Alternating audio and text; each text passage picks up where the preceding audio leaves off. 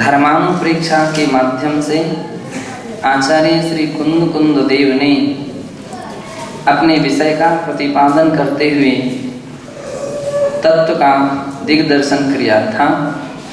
उसी बात को आगे बढ़ाते हुए गाथा 78वीं प्रारंभ होती है, जिसमें भी कहते हैं उत्तम संप्रति शास्त्रकारा उत्तम त्याग धर्मस्य स्वरूपम सम्यक निर्देशन्ति।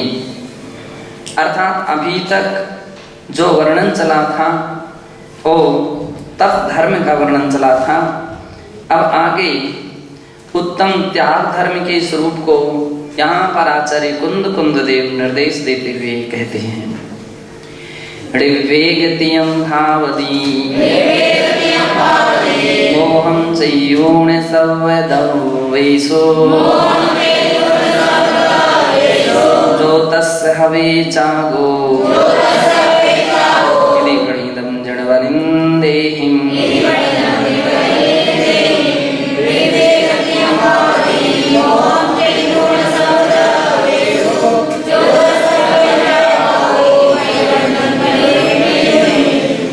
कह रहे हैं कि जो मुनि, जो योगी मोहम चयूण सवदवेशु संपूर्ण द्रव्यों के प्रति जो मोह का त्याग करते हैं और निर्वेगतियम भावदी 3 प्रकार के निर्वेग भाव को भाते हैं सो तस्य हवे चागो वह उनका त्याग धर्म कहलाता है। ऐसा यदि जिनवरंदे ही भणिदम ऐसा जिनवर तीर्थंकरों ने कहा है। सर्वोदया टीका जो यो मुनि श्रवणोवा जो मुनि अथवा श्रवण सर्वद्रव्येषु सर्वद्रव्येषु द्रव्याणि त्रिविधानि चेतन चेतन मिश्रश्च भेदा सभी द्रव्यों के प्रति। और द्रव्य कितने प्रकार के होते हैं? 3 चेतन द्रव्य, अचेतन द्रव्य और मिश्र द्रव्य। यथा चेतन द्रव्याणि स्त्री मित्र पुत्र दास दासी प्रभृतानि। चेतन द्रव्य क्या है? तो स्त्री यानी पत्नी और मित्र पुत्र दास दासी नौकर और नौकरानी इत्यादि। अब इत्यादि से क्या लेना? और भी विभिन्न प्रकार के रिश्तेदार हैं, कुटुंब हैं, परिवार हैं, सभी को ग्रहण कर लेना चाहिए। वे सभी क्या नाम से चेतन द्रव्य हैं। मुख्य रूप में मोह इन विषयों में रहता है, इसलिए यहाँ पर इनकी बात कही गई है। यद्यपि चेतन परिग्रह तो आचार्यों ने 2 पांव वाले, 4 पांव वाले, 6 पांव बहुत सारे कहे हैं। 2 पैर वाले तो मनुष्य आदि सभी हैं, फिर भी पक्षी वगैरह भी 2 पैर वाले होते हैं और 4 पैर वाले पशु जानवर भी होते हैं। तो वो भी चूंकि उनके प्रति आमतौर पर इतना मोह नहीं रहता है व्यक्ति का जितना कि कुटुंबियों के प्रति मोह रहता है। परिवार और कुटुंबियों के प्रति मोह बहुत प्रगाढ़ रहता है। अपन कितनी सारी बातें पढ़ते हैं, कितनी सारी रोज रोज सुनते हैं और प्रत्यक्ष रूप में देखते हैं तो व्यक्ति के अंदर कहीं ना कहीं किसी ना किसी रूप में मोह की गठबंधन दिखता है, मजबूत है मोह। इसलिए शास्त्रों में कहा है कि मोहनीय कर्म सभी कर्मों का राजा है। अन्य कर्मों को नष्ट करना आसान है, लेकिन मोहनीय कर्म को नष्ट करना कठिन है। जिसने मोहनीय कर्म को क्षय कर दिया है, समझ लीजिए अब उसको अन्य कर्मों को नष्ट करने में कोई ज्यादा परेशानी नहीं होती है। जैसे कि युद्ध वगैरह में सबसे पहले किसको पराजित किया जाता था? राजा पराजित हो गया, नहीं सब पराजित हो गए। सीधा निशाना किसको बनाया जाता था? राजा को बनाया जाता था। सीधा प्रमुख निशाना राजा को बनाया जाता था। क्यों? वो वो पराजित हो गया तो बाकी सेना तो सब पराजित ही है, फिर उसके अंदर कोई ताकत नहीं रहेगी। इसी प्रकार से कर्मों में मोहनी कर्म राजा माना गया। मोहनी कर्म यदि नष्ट हो गया तो सभी कर्मों को नष्ट करना, क्षय करना आसान है, लेकिन मोह इतना आसान नहीं है कि उसको क्षय कर दिया जाए, उसको नष्ट करना इतना आसान नहीं है। कहना बहुत सरल होता है, बोलना बहुत सरल होता है ना, लेकिन उसको छोड़ना बहुत कठिन होता है, बहुत कठिन होता है। अपन तो सिद्धांत आगम, अपने यहाँ आचार्यों ने इस बात के लिए कहा कि भव्य मोह को छोड़ो, मोह को छोड़ो, मोह के संस्कार छोड़ो। इतना सारा कंट्रोल किए जाते हैं, ब्रेक लगाए जाते हैं, कम से कम संपर्क रखो, अनावश्यक बात मत करो, कभी कदाचित मिल गए। वो युग, वो समय हम लोगों ने देखा कि वास्तविकता में ऐसे ऐसे बैरागी लोग रहते थे, परिवार के लोगों को नहीं देखते थे, बात करना तो बहुत दूर की बात हुई, कोई स्थान नहीं दिया जाता था, कोई भी स्थान नहीं दिया जाता था। वैराग्य यानी वैराग्य, साधना यानी त्याग यानी त्याग। लोग आ रहे हैं, इंतजारी में हैं, रो रहे हैं, गा रहे हैं, प्रार्थना कर रहे हैं, प्रयास कर रहे हैं, अवसर देख रहे हैं, कब मिल जाए, कहाँ मिल जाए, कैसे मिल जाए, थोड़ी तो निगाह ऊपर ही कर लें कम से कम। इसके लिए व्यक्ति तरसता था। हार के समय महाराज स्त्री मन शुद्धि वचन शुद्धि, देख लिया तो नीचे त्याग वगैरह पूछा, बस एक ग्रास ले चलो तो वो एक ऐसा समय रहा। और अपन लोग आजकल देख रहे हैं कि व्यक्ति तो बिल्कुल घर से बंधा हुआ ऐसा बन रहा है कि मानो पूरा का पूरा रिश्ता बना ही है। कोई सामान रखना उसे अपने घर में ही रखने के प्रयास करते हैं, लेना देना सब। अरे भैया, फिर तो एक प्रकार का एक बहाना जैसा हो गया आपका संयम मार्ग। ये धर्म के नाम पर बहुत बड़ा धोखा हो रहा है, धर्म के नाम पर धोखा हो रहा है। दुनिया के लिए तुम क्या त्यागी त्यागी कह रहे हो? कहाँ त्यागी है, कहाँ त्यागी हो? कौन सा त्याग है आपका? पूरा का पूरा लेन देन घर के नाम पर चलता है।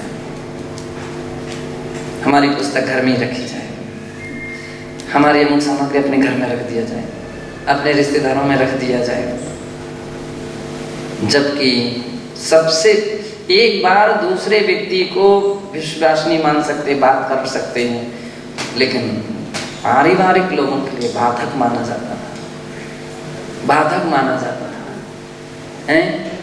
क्यों? कभी कभी बुरी तरह से बदनामी भी होती है लोगों के, ऐसे लोग जिनका घर के लोगों के पास लेन देन चलता रहता है, सामग्री भले वो पुस्तक ही रखते हो, है ना, कोई परे, लेकिन अब तो पुस्तक रख रहे हो, दुनिया तो क्या सोच रही है? दुनिया तो कुछ का कुछ सोच रही है, कहां से कहां व्यक्ति का सोच पहुंचता है। तो क्यों इस प्रकार का अवसर दिया जाए? कोई पंख मंख रखे हो तो जल्दी उठाओ। डंडी बनी। तो कहने का तात्पर्य है, हम क्यों इस प्रकार का चांस दें, क्यों इस प्रकार का अवसर दें कि इस प्रकार के सामग्रियों का लेन देन चले और कल के दिन व्यक्ति व्रत का बदनामी करे। हैं? तो आचार्य महाराज कह रहे हैं, भैया ये मोह छोड़ दीजिए, छोड़ो मोह। आप मोक्ष चाहते हो, लेकिन मोक्ष के लक्षण भी तो दिखना चाहिए। कर्मों से छूटने का नाम मोक्ष है। पहले तुम घर से तो छूट जाओ, तुम्हारे अंदर से घर तो छूट जाए, घर निकल जाए, रिश्तेदार कुटुंब परिवार का जो बना हुआ मोह है वो निकल जाए, व्यक्ति को थोड़ा सा सूचना मिल जाए तो 10 प्रकार के विकल्प शुरू हो जाते हैं। कहाँ आए होंगे, आए कि नहीं आए, कहाँ हैं, कहाँ नहीं पहुँचे कि नहीं पहुँचे। अरे कितनी प्रकार की स्थिति, कितने संकल्प विकल्प व्यक्ति के अंदर में ये मोह पैदा करा देता है, जिस मोह के लिए आचार्य महाराज त्याग धर्म में सबसे पहले कह रहे हैं, योगियों के लिए कह रहे हैं। अपन तो योगी हैं, अपन साधु हैं। देखो विद्याधर लोग जो होते थे वो विद्याएं सिद्ध करते थे तो भी निर्मोह होकर के सिद्ध करते थे। उतने समय तक के लिए घर का कोई संकल्प विकल्प नहीं, तब कहीं वो विद्या में सफल होते थे। आज भी बहुत सारे विदेशों में ऐसी बड़ी बड़ी लेबोरेटरियाँ होती हैं जिसमें व्यक्ति शोध खोज करता है, उसमें सारा कुटुंब परिवार कहाँ ब्रेक लगाए जाते थे। बस भोजन लाओ तो अपने एक निर्धारित स्थान पर, काउंटर पर या कहाँ पर रख दीजिए, जब हम उचित समझेंगे तब, लेकिन आगे आगे बढ़ने की कोई आवश्यकता नहीं। ऐसी लेबोरेटरियाँ हैं। क्यों? कोई व्यक्ति आया और पता नहीं कौन सी बात कह करके गया था, तब तक उसका तो सारा शोध खोज बराबर ही हो जाए। बड़े बड़े साहित्यिक कार्य, साहित्य लिखने वाले व्यक्तियों ने कितने सारे उदाहरण हैं कि सब कुछ पहले ब्रेक लगा करके रखते हैं। टोडरमल जी के विषय में बतलाते हैं, जब वो ग्रंथ लिखने के लिए बैठे, शास्त्र टीका लिखने के लिए बैठे, तो क्या उन्होंने अपने परिवारजनों के लिए बोल दिया कि अभी जो कुछ भी मांगना हो, कहना हो, बोलना हो, चलना हो, सब बोल दीजिएगा। इसके उपरांत जब तक हमारा ग्रंथ पूरा नहीं हो जाएगा, इस विषय में अब आगे कुछ भी नहीं आप कहेंगे। और बतलाते उनकी पत्नी ने सब कुछ तो कह दिया था, सब कुछ व्यवस्था बना ली थी, नमक भूल गई थी, नमक के विषय में भूल गई थी और नमक बिल्कुल खत्म था, नमक बिल्कुल खत्म था, वो उस नमक को भूल गई। अब चूंकि दूसरे दिन से पंडित जी का काम शुरू हो गया। 6 महीने तक उनका लेखन चला और 6 महीने तक उनका बिना नमक के घर का भोजन, सब लोगों का रस परित्याग चलता रहा। ये कीमत हमको भी करना पड़ती है। अपने लिए कुछ लोग रहते हैं, ना लेना ना देना, व्यर्थ का समय खराब करना। कोई महत्वपूर्ण बात हो, बहुत अधिक समय महत्वपूर्ण हो, ठीक है, मान सकते हैं। कौन सी बात, कौन क्या लिख रहना चाहते हैं, क्या सोचना चाहते हैं, क्या खोजना चाहते हैं, तो बड़ा मुश्किल हो जाता है ना। कोई व्यक्ति आए जाए और बैठ जाए, बातें करे, कुछ भी करे, तो कुछ नहीं हो सकता है। हम लोगों ने अनुभव किया, मेरे तो, कि मैं कई बार ऐसा प्रयास करके रखा कि चलो भाई दूर से व्यक्ति दर्शन करते रहें। अब भावना तो अपन ने रखी कि दूर से, लेकिन व्यक्ति मानते कहाँ हैं। खिड़की खोल करके भी मुश्किल हो गया। तो वहीं से नमोस्तु महाराज, नमोस्तु नमोस्तु, हम अरे महाराज वहां से आए, यहाँ से आए। ये सब बाद में परिचय देना, हाथ तो उठा दो, कम से कम देख तो लो, कम से कम ऐसी। अब जब तक महाराज जे हमारे फलाने हैं, जे हमारे ठिकाने हैं, अब उनकी बात में थोड़े से दर्शन, चरण तो छू लेना, तो बस हम निकल जाएंगे। अब कहने का तात्पर्य है कि उनका तो 2 मिनट भी हो सकते हैं, लेकिन आपके 2 मिनट में हो सकता है जो बात सोच रहे थे, विचार कर रहे थे, चिंतन कर रहे थे, और निश्चित हो जाता, कई बार ऐसा हो जाता वो विषय को, वही जो धारावाही जो विषय चलता है ना, तो हम लक्ष्य भूल गए। अब वो तुम्हारे तो 2 मिनट में काम चला, और वो कितने समय से मेहनत करनी पड़ेगी, फिर सोचना पड़ेगा, विचारना करना पड़ेगा। और हो सकता है कि वह जो लेखन का प्रवाह या ज्ञान का प्रवाह, चिंतन का प्रवाह चल रहा था, वो वैसा का वैसा आ पाए अथवा ना आ पाए। तो बड़ा मुश्किल है कि अब हम उपकार भी करें तो भी कैसे करें, कितना करें, हैं? कितनी ऊंची भावना रखे हो, कितना भी सोच करके रखो, चलो, लेकिन अब बहुत कठिन हो गया है। मुझको लगता है शायद आज ही नहीं, ये प्राचीन काल में भी कठिन तो रहता ही होगा, इसलिए महाराज लोग निर्जन तो के स्थान देख लेते, निर्जन स्थान देख लेते होंगे। और निश्चित है जहाँ ऐसे स्थानों पर जो काम होते हैं वो बड़े रफ्तार से होते हैं। हम लोगों ने देखा कि जब हम लोग श्रेयांसगिरी में थे तो नैतिक कथा मंजूषा का काम धड़ाधड़ चला, अच्छा काम चलता था। हम लोग आकर अपना सामग्री लेकर के किसी पत्थर की शिला पर पहुंच जाते थे। यद्यपि ये भी मुश्किल है, वहां पर भी लोग पहुंच जाते थे भी कहीं पत्थर के लकड़ी मकड़ी के काम करने वालों से पूछ करके तो पता लगता बाबा जी आप बैठे वहां बैठे आता। और फिर एक बार कोई व्यक्ति आ गया तब तो उसको उठाना भी बहुत कठिन होता। क्या कर सकते हो आप? मना कर सकते हो, संकेत दे सकते हो, लेकिन भाई बैठ ही जाए तो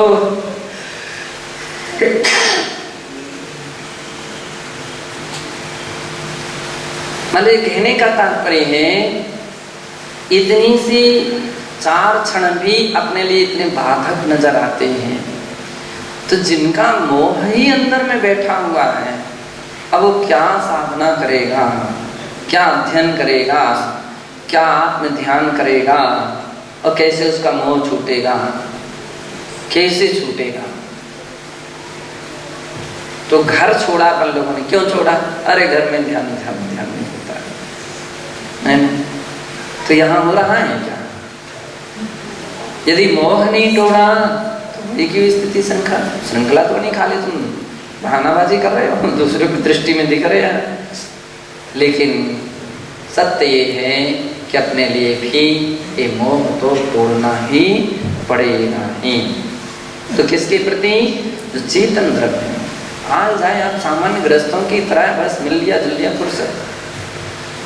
बड़ा आश्चर्य तब होता है, बूढ़े पुराने लोग समाधि साधना की तैयारी पर बैठे हैं, वे पहले पूछने आते हैं हमारे अपन से बात कर लें क्या? मतलब कोई गृहस्थ पहले पूछे तो झलक रहा है कि भाई महाराज बैरागी हैं, और गृहस्थ पूछे और वो ये बना करके कहे कि वो तो मना कर रहे हो, तो बोल ही नहीं रहे हो, तो बात ही नहीं कर रहे। एक अलग उदाहरण बनता है, वे बोल ही नहीं रहे, वे देख ही नहीं रहे। हम 4 बार जाके आ गए और उल्टी स्थिति गंगा बहने लगे। गृहस्थ कभी नहीं पूछ पाता है, और वे पहले वे उनके वे पहले पूछ लेते हैं, वो आ गए, बाद में अवसर मिल पाए ना मिल पाए। मतलब कैसा लग रहा, कैसा उल्टी गंगा है कि नहीं? बिल्कुल उल्टी गंगा है, बिल्कुल बिना सोच का, बिना विचार का, बिना चिंतन का काम है। तो इस दिशा में तो अपन को सोचना ही पड़ेगा, विचार करना ही पड़ेगा कि हाँ अपनी चर्या कैसे हो, मोह कैसे हमारा टूटे, मोह कैसे छूटे।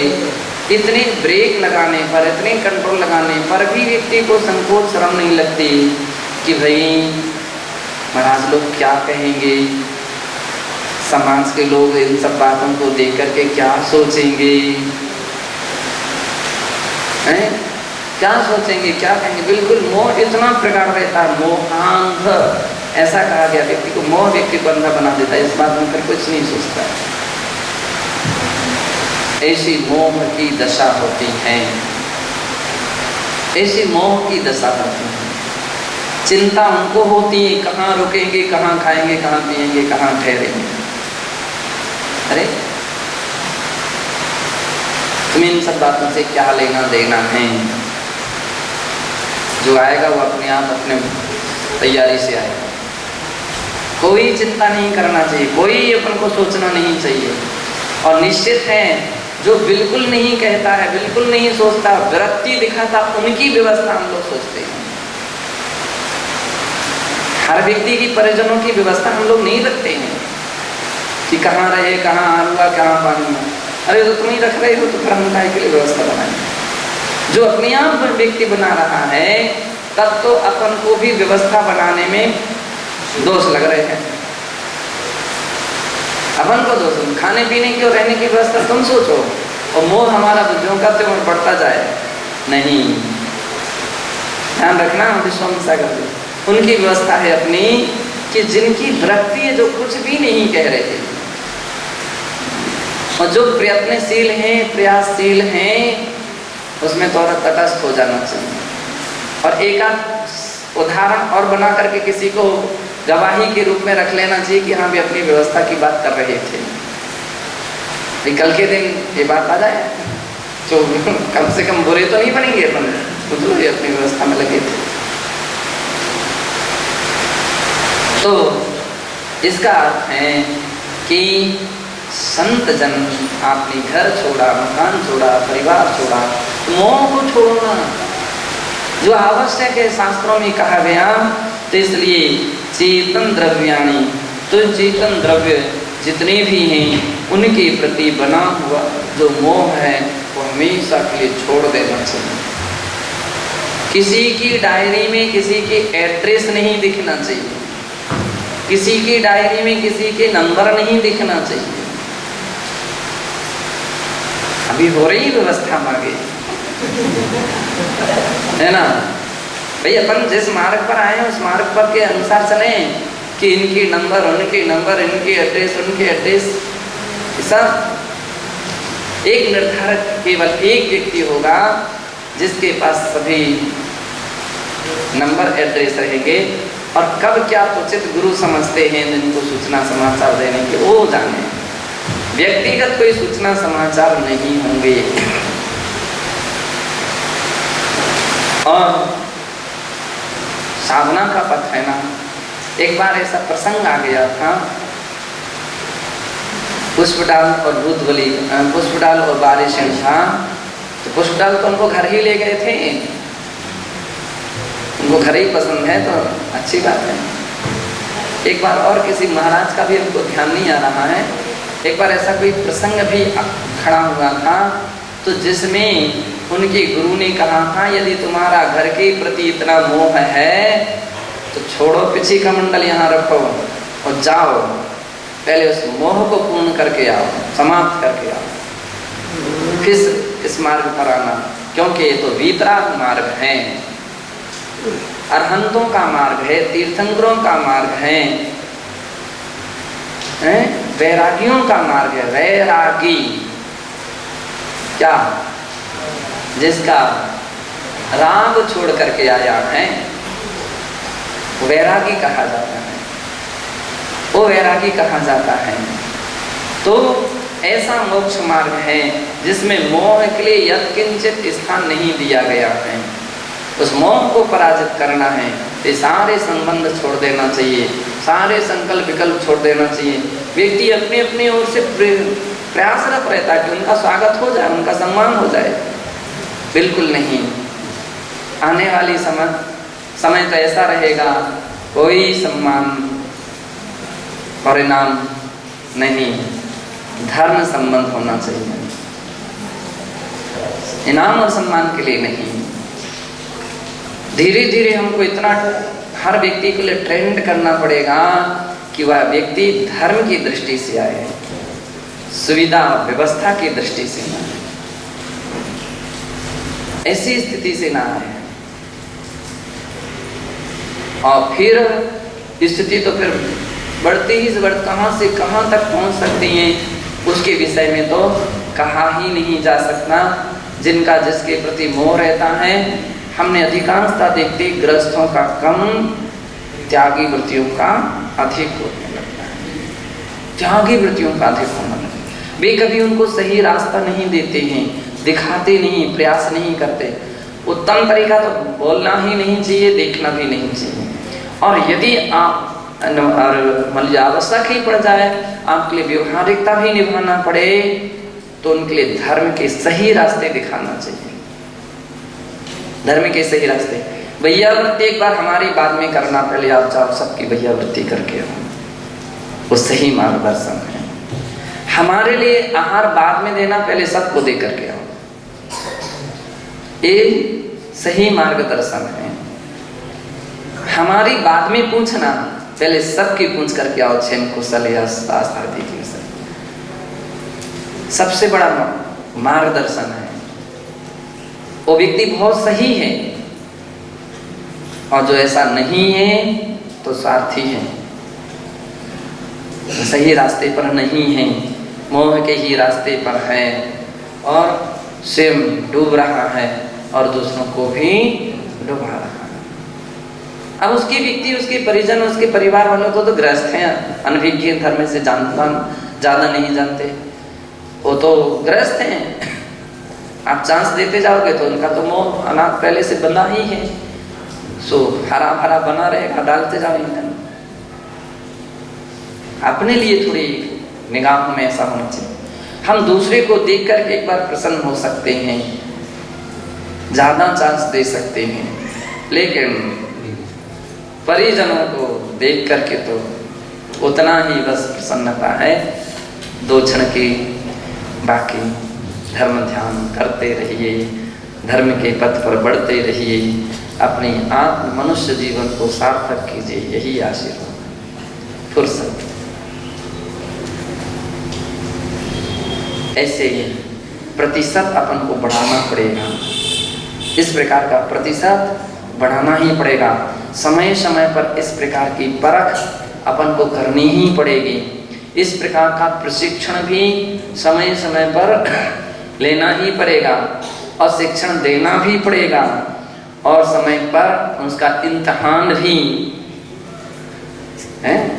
अवसरों पर परीक्षा का काल आ जाए, समय आ जाए तो पेपर देना ही पड़ेगा।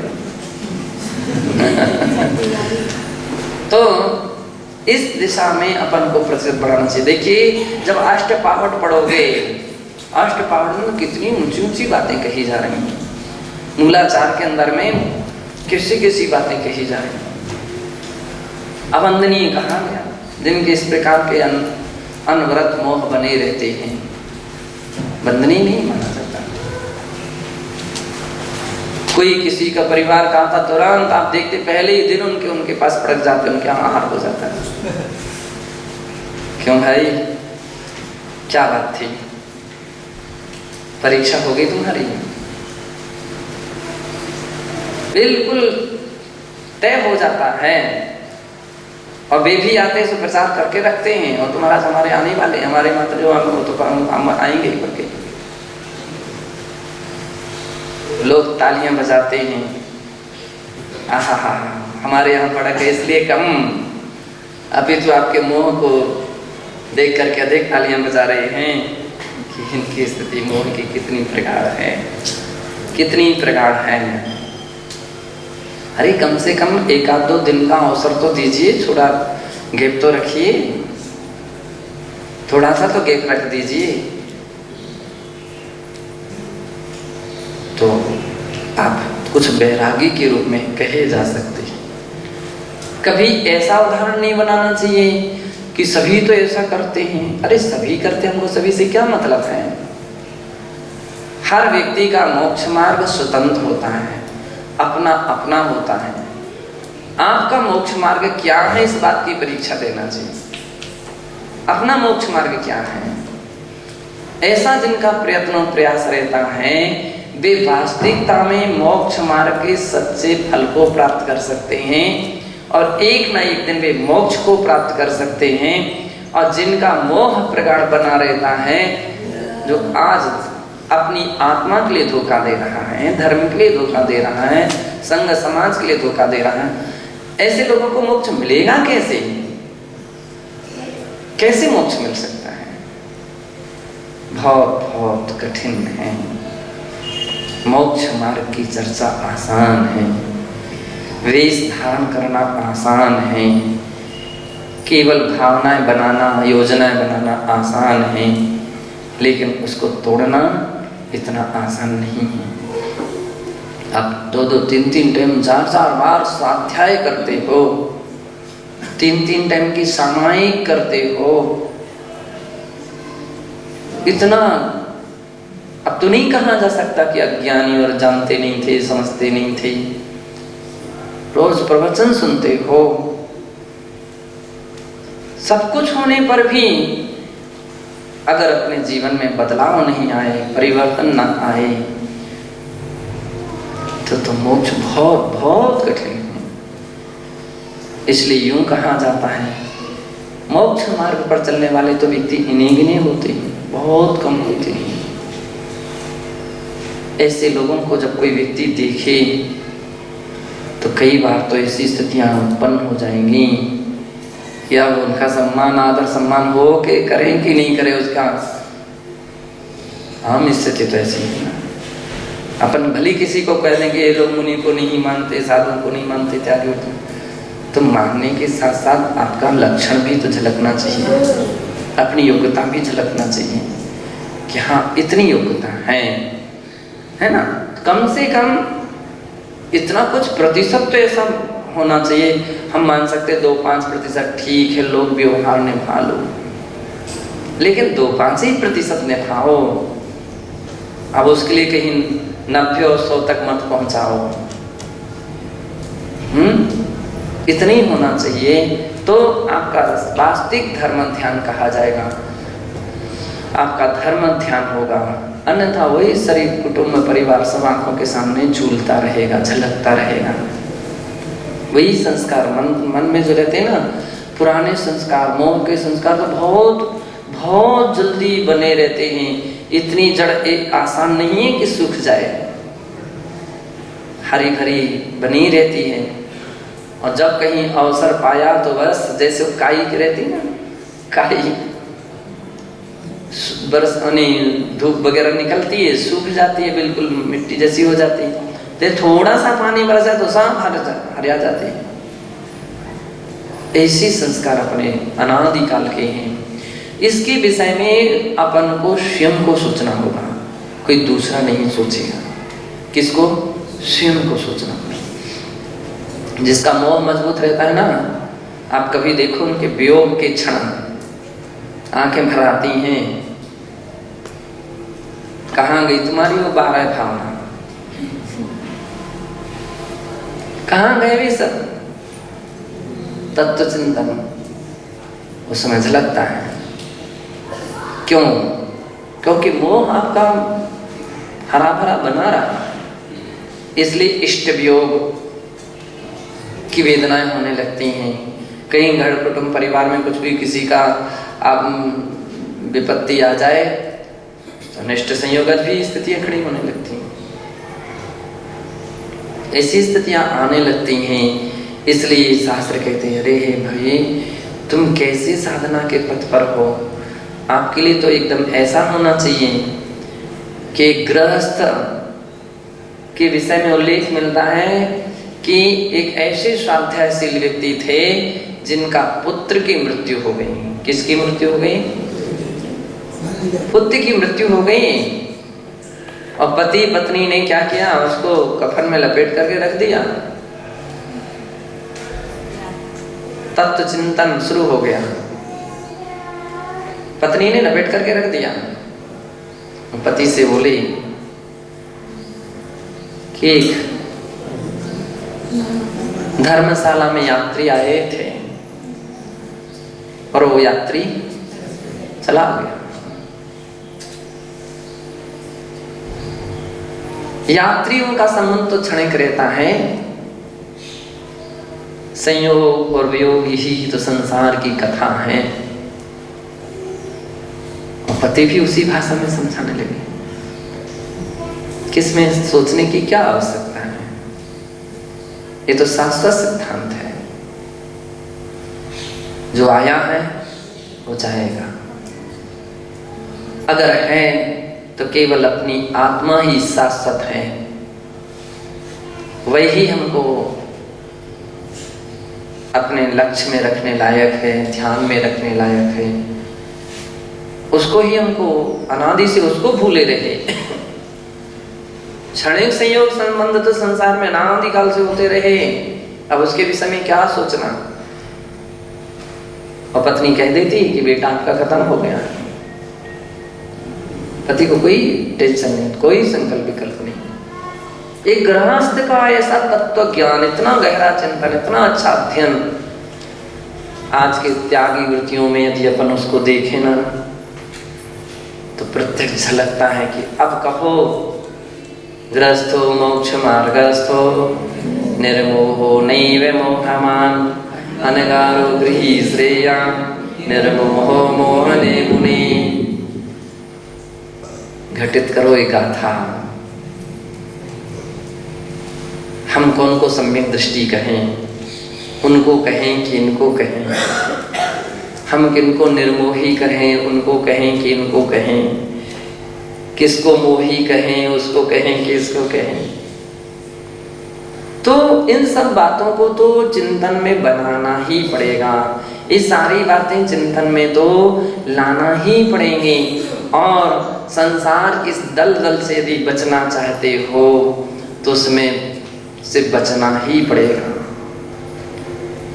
उससे बचना पड़ेगा। इतने सारे व्यक्ति की समस्या रहती हैं और अनावश्यक व्यक्ति कहाँ से कहाँ पहुँच जाता है। और बिल्कुल सत्य है, नाव किनारे से बंधी रहती है, खेता तो है लेकिन रहती जहाँ की तहाँ है, जहाँ की तहाँ बनी रहती हैं।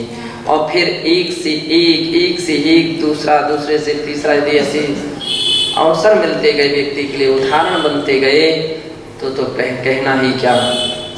हमारे लिए हमको अपने बीच में ऐसे उदाहरण तैयार करना होंगे कि एक व्यक्ति ऐसे निर्मोही थे या ऐसे वैरागी थे कि जिन्होंने कभी भी मोह की दृष्टि से या किसी राग की दृष्टि से घर कुटुंबियों को पर ध्यान नहीं दिया। सहज आशीर्वाद है, क्षणिक, वो भी ऊपरी व्यवहारिक भाषा रूप में, ऊपर की दृष्टि से। आंतरिक दृष्टि से जैसे आम व्यक्ति आते रहते जाते रहते हैं। विशांत श्री माता जी की एक बात मुझे याद है, जब उनके कुटुंब परिवार के लोग आए तो उन्होंने क्या कहा था, ये तो सब यात्री लोग आए हैं, दर्शनार्थी आए हैं। दर्शन करने के लिए बहुत सारे लोग आते हैं, दर्शन करते चले जाते। नहीं, अपने बीच में से उदाहरण तैयार होना पड़ेगा, करना पड़ेगा।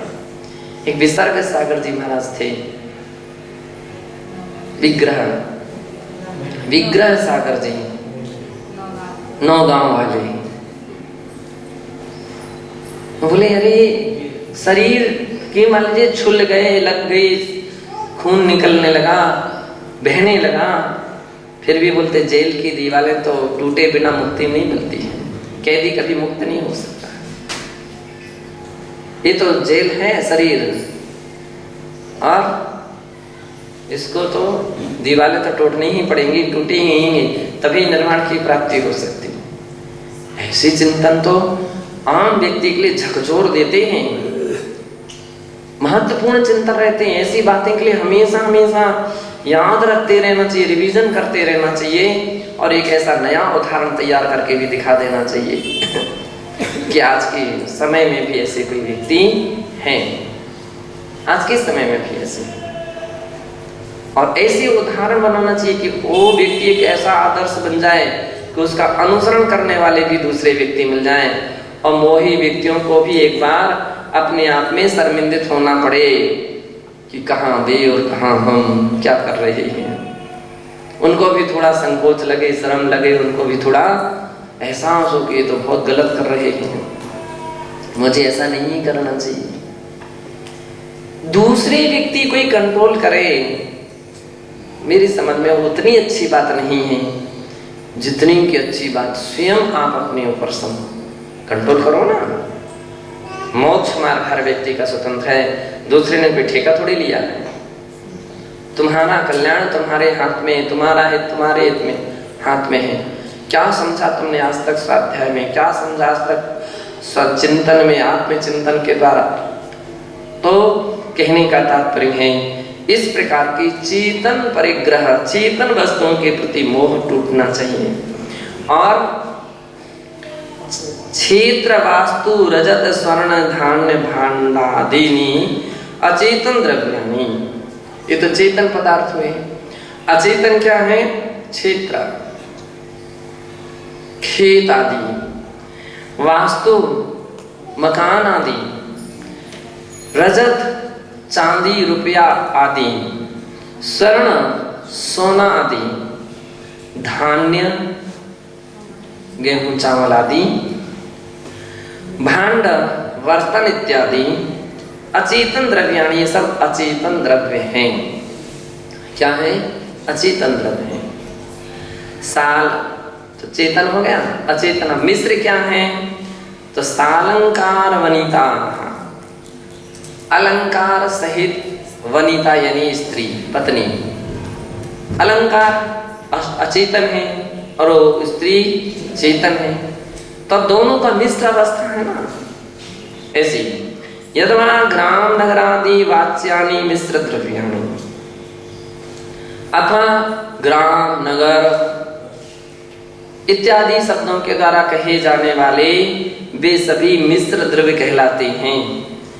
एतेषु सर्वेषु द्रव्येषु मोहं त्यक्त्वा, मोहं से योग है, मोहं त्यक्त्वा, इन सभी द्रव्यों के प्रति, सभी पदार्थों के प्रति मोह को त्याग करके अत्र मोह पदेन रागादि का नाम ग्रहणम कार्यम, या मोह शब्द से क्या ग्रहण करना चाहिए?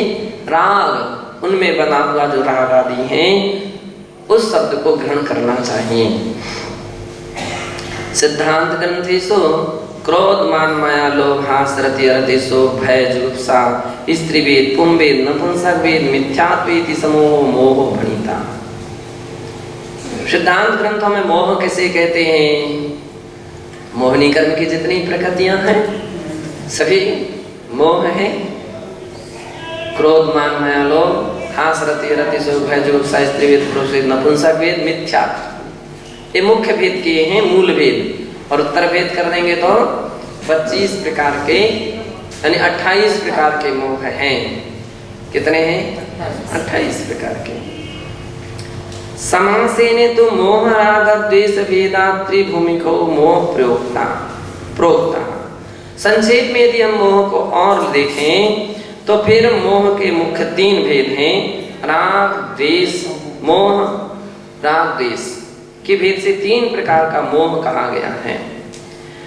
क्वचित् मोह पदम ममत्वस्य रागस्य वा बोधकम भवति, कहीं कहीं मोह इस शब्द से राग का ज्ञान होता है, राग का बोधक है मोह शब्द। सच रागश्च चारतमोहनी परिणामः शुभाशुभेति रूपद्वयं विभरति इत्यादिकं पूर्वम् एव विस्तरेण प्रतिपादितम अस्ति। और यह राग जो है चारतमोहिनी रूप परिणाम है, जिसके शुभाशुभ भेद, ये 2 प्रकार के भेद होते हैं। इन सब बातों को पूर्व में गाथा 52 की टीका में विशेष रूप से व्याख्यान किया जा चुका है। ममत्वार्थकम रागार्थकम वा मोहपदम मनसि निर्धार्यं मोहस्य शुभाशुरूपत्वं शास्त्रेषु निरूपितं दृश्यते। ममत्वार्थक, ममत्व या राग अर्थ वाले मोह की को दृष्टि में रखते हुए, क्या ममत्वार्थम रागार्थकम वा मोहपदम मनसि निर्धार्य, इन बातों को मन में रखते हुए मोह से शुभाशुभ रूपत्वम, मोह के शुभ और अशुभ इस प्रकार से शास्त्रेषु निरूपितम दृश्यते। ये 2 प्रकार के भेद कहे गए, एक शुभ और एक अशुभ। यथा नियम सार ग्रंथस्य, जैसे कि नियम सार ग्रंथ की गाथा 6वीं की तात्पर्य वृत्ति टीकायां निर्दिष्टम, 6वीं गाथा की तात्पर्य टीका में निर्देश दिया है कि चातुर्वर्ण श्रवण संगवासलगतो मोहा प्रशस्तः इतरो अप्रशस्ता एवं। चातुर्वर्ण यानी जो चतुर्विध संघ है, उन चतुर्विध संघ के प्रति, श्रवण संघ का के प्रति जो वात्सल्य भाव है, यद्यपि वो भी मोह है लेकिन एक प्रशस्त मोह है। कौन सा मोह है? प्रशस्त है, इसमें और कोई लौकिक प्रयोजन नहीं है, प्रशस्त मोह है। और इतरुवा, अब चतुर्विध संघ के अलावा जो व्यक्ति का मोह बना हुआ है, कितने सारे लोगों को देखते हैं, एक बार साधुओं के बीच में बैठने में उनको बड़ी परेशानी होती है, लेकिन गृहस्थों के बीच में बड़ा आनंद आता है। आप देख ली कभी कभी किसी लोगों को कि साधुओं में उतना आनंद नहीं आता। कोई साधु त्यागी वृत्तियों के बीच में उठने बैठने में, बात करने में, कोई आ जाए तो खुश होने में बड़ी परेशानी रहती है।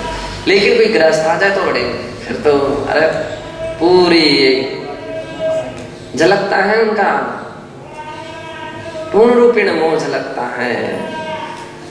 अरे अब बतलाओ, एक संयम के प्रति जो आपको अनुराग होना चाहिए था वो तो नहीं हुआ, असंयम के प्रति हो रहा है। 25 प्रकार की क्रियाएं अभी अपन कुछ दिन पहले तत्वाश्रुत में पढ़ चुके थे हैं।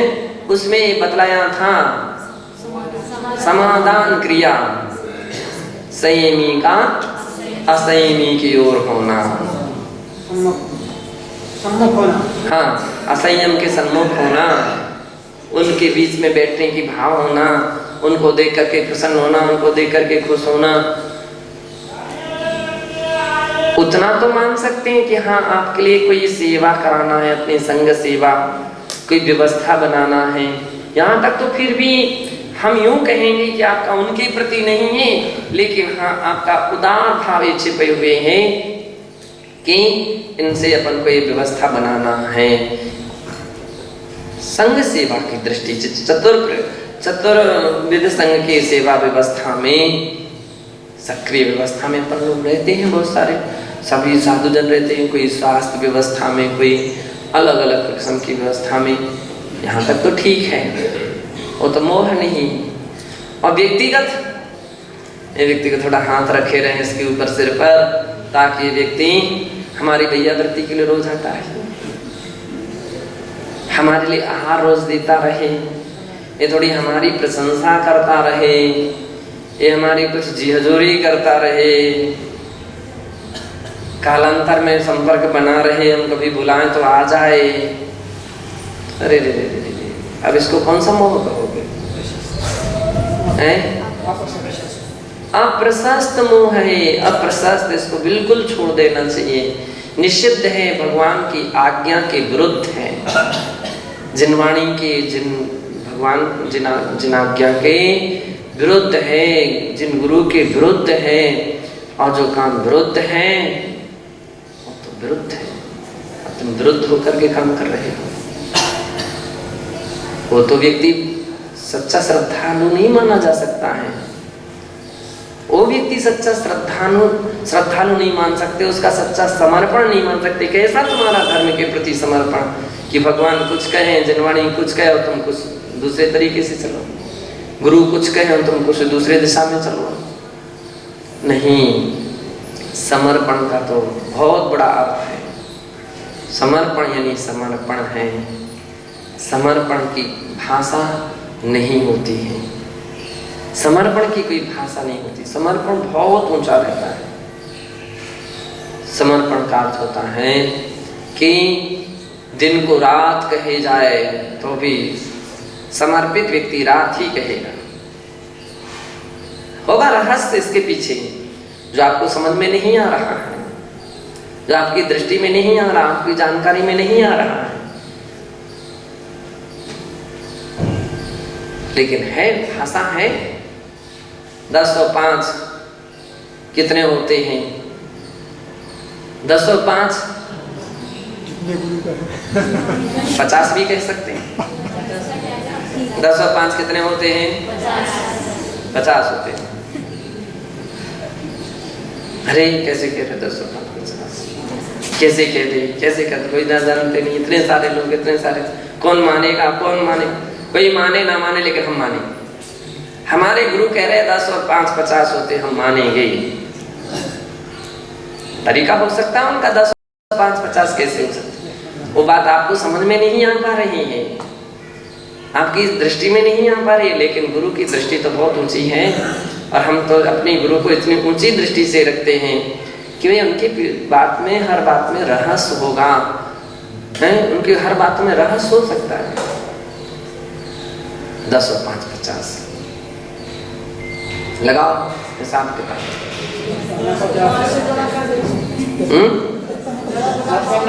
अभी तो आपको समझ में आ गया है।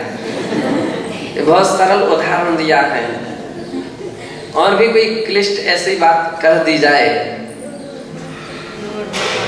हैं कि जो व्यक्ति को आसान सा समझ में, 2 और 2 3 होते हैं। 2 और 2 क्या होते हैं? कहो। 2 और 2 3। अब सोचो, 2 और 2 1 होते हैं। अब कहो। तो बहुत सारे ऐसे पॉइंट रहते हैं, बोलते हैं कि गुरु के रहस्य को समझना बहुत बहुत कठिन रहता है। केवल श्रद्धा जिनकी मजबूत होती है, सच्चा श्रद्धालु होता है, वो इन सब रहस्यों को समझ लेता है। इसलिए मैंने तो समर्पण भाव जिसके पास है उसके लिए सारी बातें आसान हो जाती हैं।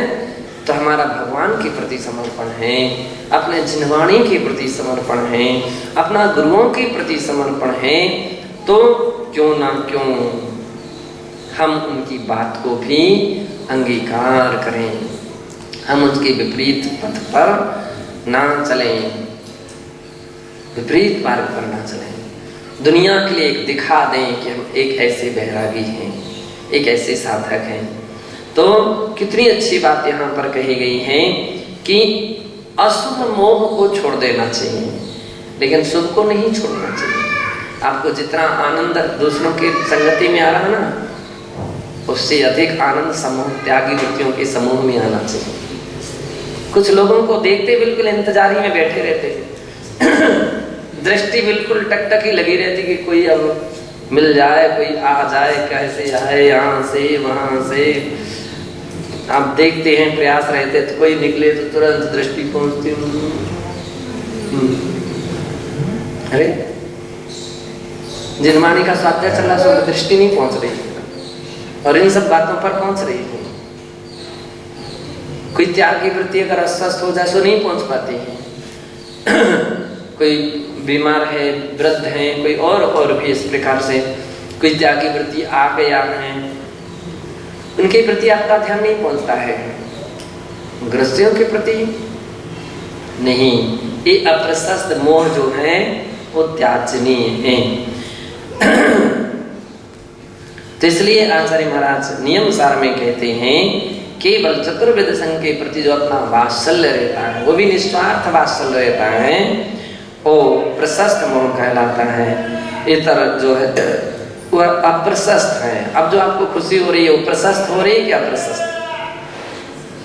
असंयमियों को देख करके, ग्रस्तों को देख करके अप्रशस्त है, वो प्रशस्त नहीं है। और यदि संयमियों को देख करके यदि आपको अनुराग नहीं बन रहा है तो फिर आपका वात्सल्य धर्म नहीं है। गुणी जनों को देख हृदय में मेरे प्रेम उमड़ आवे, बने जहां तक उनकी सेवा। अब गुणी जनों को कहो, असंयमी जनों को नहीं, संयमी जनों को देख करके, धार्मिक लोगों को देख करके आनंद आना चाहिए। तत्रैव नियमसार तात्पर्य वृत्तो, वहां ही नियमसार की तात्पर्य वृत्ति में गाथा 43 में कहा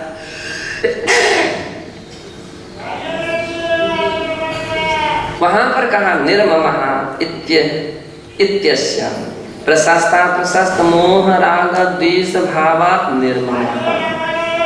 प्रशस्त, अब देखिए एक तो ऐसा कर दिया कि चातुर्वेद संघ के प्रति जो वात्सल्य है उसका नाम प्रशस्त मोह है, और अन्य लोगों के प्रति अप्रशस्त है। और आगे और ऊंची बात कही, क्या कही? प्रशस्त प्रशस्त मोह राग देश का अभाव का नाम निर्मम भाव है। कौन सा भाव है? निर्मम। अब जो ऊंची साधना में, इससे भी ऊंची साधना में उतर जाते हैं, अप्रशस्त को तो पहले छोड़ ही दिया है, अब और गहरी साधना में उसे प्रशस्त मोह भी छूट जाता है। जो व्यक्ति साधना आत्म साधना में डूब जाता है तो फिर अब उसका ध्यान ही नहीं है बाह्य जगत के लिए। हाँ, दृष्टि खुले, उपयोग जाए, तब मालूम चलेगा कि भाई कोई व्यक्ति वृद्ध आ रहे हैं, उनको बुखार आ गया, उनको ठंडी लग रही है, उनको कुछ तकलीफ हो रही है, चलो अपन उनकी सेवा कर दें। लेकिन ज्ञान की इतनी, ध्यान की इतनी गहराई में उतरे हैं, उपयोग उनका आत्म ध्यान में है, तब तो फिर प्रशस्त अप्रशस्त दोनों प्रकार के मोह का त्याग है। ऐसा नहीं जान करके और आंखें बंद कर ले, पता होने पर भी अपन आंखें बंद करके बैठ जाए, अरे कौन उठे, कौन उनकी सेवा करे, कौन उनकी व्यवस्था कराए, हम जो ही करते रहेंगे क्या। अरे ये सामायिक से बढ़कर के है, तुम्हारा स्वाध्याय से बढ़कर के है। शास्त्रों में एक जगह आया कि सेवा और स्वाध्याय दोनों प्रसंग एक साथ आ जाए तो सबसे पहले क्या करना चाहिए? भैया वृत्ति को पहले दिया है। कहाँ का प्रकरण है ये? सर मूढ़ाचार है कहीं का। तो वहां पर कहा कि स्वाध्याय से बड़ी वैयावृत्ति है, अन्य कार्यों से बढ़कर के। अरे वो तो बाद में भी हो सकता है, लेकिन कदाचित कोई गिर पड़े तो तुम्हारे क्षण भर के इस प्रकार के हाथ का सहारा दे देते 2 मिनट के लिए, तो बहुत बड़ी वस्तु थी। और यदि कोई गिर पड़ा और कोई फ्रैक्चर हो गया, कुछ भी हो गया, तो उसके लिए 1 महीने की सजा हो गई। 1 महीने जो भी तकलीफ बढ़ गई है, तुम निर्दय कहलाओगे, दयावान नहीं कहलाओगे। तो उस समय ऐसे नहीं करना चाहिए। हाँ, गहरे ध्यान में बैठे, ध्यान में थी, अपनी पता ही नहीं था कौन आ रहा कौन नहीं आ रहा, गिर पड़े कोई। अब तो उस समय प्रशस्त अप्रशस्त दोनों प्रकार के मोह का त्याग था। अब उसके बाद जब ध्यान से उठेंगे तब उसको समझ में आएगा, जब उपयोग उस दिशा में जाएगा। तो कह रहे हैं कि एवं मोह से ममत्व रूपो अर्थोऽत्र गृह्यते चेत्, तो यहाँ मोह शब्द से ममत्व रूप अर्थ ग्रहण करना चाहिए। तो प्रशस्ता प्रशस्तेति द्विप्रकार कोऽपि मोहो रागो वा परित्याज्यति तात्पर्यम् अत्र विज्ञेयम्। तो यहाँ प्रशस्ता प्रशस्त दोनों प्रकार के मोह राग द्वेष आदि को त्यागना चाहिए, ऐसा इसका तात्पर्य हुआ। मोह का ममत्व या राग अर्थ यहाँ लिया जाए तो गाथा का तात्पर्य इस प्रकार से है कि ऐसे वस्तु का त्याग करना चाहिए। इस प्रकार से यहाँ ऋग्वेदतीयं भावई निर्वेदत्रिकं भावयति, जो 3 प्रकार के निर्वेद भाव को भाता है। शरीर संसार भोगेति भेदेन निर्वेदस्य 3 प्रकारः। शरीर संसार और भोग के भेद से निर्वेद कितने प्रकार का होता है? 3 प्रकार का होता है। अत्र संवेग निर्वेदयोः अंतरम विज्ञेयम्। यहाँ संवेग और निर्वेद इन दोनों भावों में अंतर जानना चाहिए। संवेगस्तु धर्मादिषु अनुराग सद्भावः। संवेग में तो धर्मादियों के प्रति अनुराग संभव है। निर्वेदो अभिलाषा त्याग रूपत्वात्, और निर्वेद का अर्थ है अभिलाषाओं के त्याग रूप, है ना, होने से वो ऐसा अर्थ ग्रहण करना चाहिए। निषेध रूप, निषेध रूप है। वस्तुतः तयोर विवक्षा वसात भेदेपि फलितार्थतया तयोः अभेद एवं। वस्तुतः तयो विवक्षा वसात, उन दोनों में विवक्षाओं के वश से भेदेपि भेद होने पर भी फलितार्थतया तयो अभेद एवं। फलितार्थ यदि हम देखें, उसका निश्चय से देखें तो अभेद भी है। हमारी ध्यान साधना में तो दोनों प्रकार की अवस्थाएं बाधक ही हैं, यानी साधक ही हैं। संवेग निर्वेग का पूरक है और निर्वेग भाव संवेग भाव का पूरक है, बाधक नहीं है, ऐसा जानना चाहिए।